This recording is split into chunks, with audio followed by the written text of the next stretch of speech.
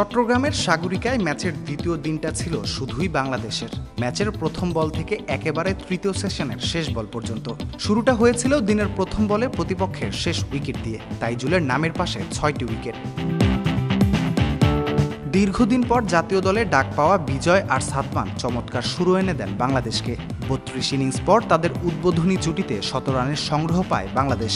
২০১৩-তে অভিষেক হলেও মাত্র ক্যারিয়ারের ষষ্ঠ টেস্ট খেলতে নামা এনামুল হক বিজয় সাজঘরে ফেরেন ক্যারিয়ার সেরা ৩৯ রান করে। তাতে ভাঙে ১১৮ রানের জুটি। এরই মধ্যে টেস্ট ক্যারিয়ারের দ্বিতীয় শতক তুলে নেন সাদমান। ৩ বছর ৯ মাস পর ক্যারিয়ারের সর্বোচ্চ রানের দেখা পেলেন এই ব্যাটার। মুমিনুল টিকতে পারেননি বেশিক্ষণ। দলীয় ১৯৪ রানে ৩৩ রান করে সাজঘরে ফেরেন তিনি।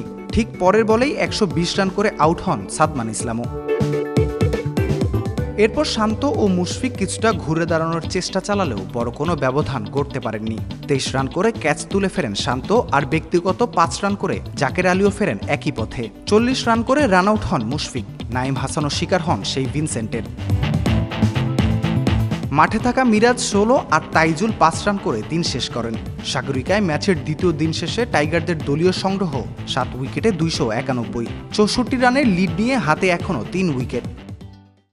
শেষ কবে কোনো টেস্টের গোধূলি লগ্নে এতটা নির্ভার থেকে দিন শেষ করেছে বাংলাদেশ তা জানতে হলে ঘাঁটতে হবে ইতিহাসের পাতা। চট্টগ্রাম টেস্টের দ্বিতীয় দিনের পুরো ৩টি সেশনে আধিপত্য দেখিয়েছে নাজমুল হোসেন শান্তর দল। তাইজুলের শুরুর ঝলকটা আরও উজ্জ্বল করেছে সাদমান ইসলামের সেঞ্চুরি।